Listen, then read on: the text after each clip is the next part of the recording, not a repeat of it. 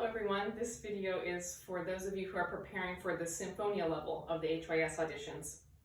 In this video we will be going through each category that the judges for the audition will be looking for. The first is tempo and rhythm, the second is intonation, and the third the kind of broad category of musicality. And this category includes the tone and dynamics, the phrasing, the articulation, and the style and character of the piece. So this excerpt comes from Bizet's Carmen Suite No. 2. In the first kind of main category, the tempo and rhythm, I would say there are two important points in the piece to watch out for. The first is right at the tempo change, the presto. So this is actually very hard if you've been, if you're practicing with the metronome, you can practice the first section at 138 and the second section at 152, but it's very hard when you practice to make the transition.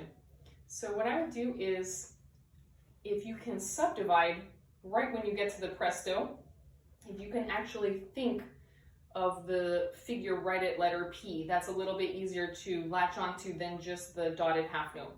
So if you're going along the measure before the presto, and then while you're playing this, if you can think in your head the tempo at P, so that might help you to subdivide, and it might help you to kind of anchor onto the new tempo. The second spot that I think the rhythm is actually tricky is during the rests. So at the very end, we have the high G sharp, and then we have two more quarter note rests followed by a complete measure of rests. So make sure after the high G sharp that you really count, that you really subdivide every single quarter note so that you don't come in the last chord too early. As far as the next category, the intonation, the first spot I would watch out for is right at the beginning, the second measure of O.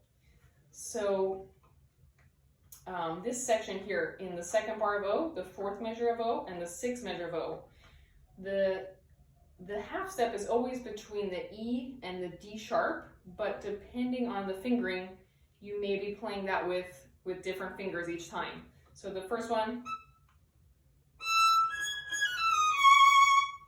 and then the next one, and the last one. So if you just really watch out for, it is the same notes that have the half step every time, but you may be playing on a different finger, and that's kind of the challenge. The second spot I think is really challenging for the intonation is finding that E sharp to pick up to 7 after O.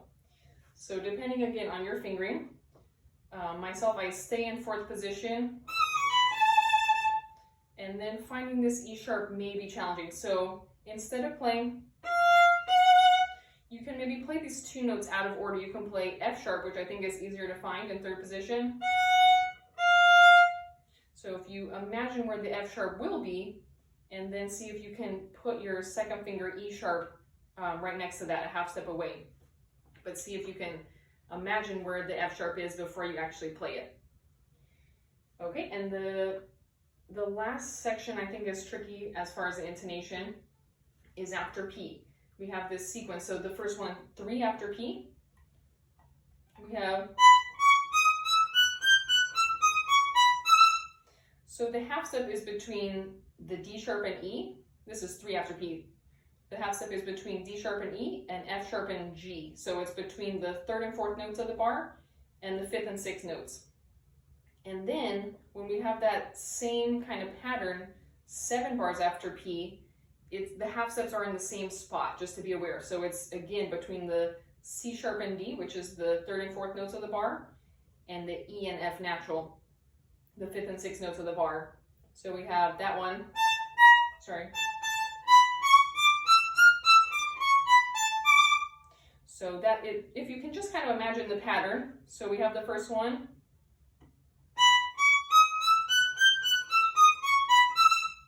and then again, if you can kind of imagine that same pattern, it will help you to play really in tune.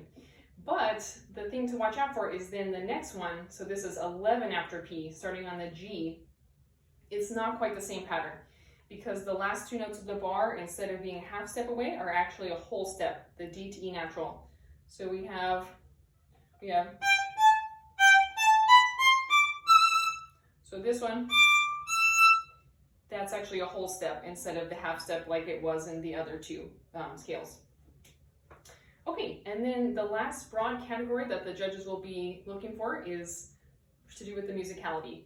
So within this category, I would say we can divide this into the tone and dynamics, the phrasing, the articulation, and the silent character.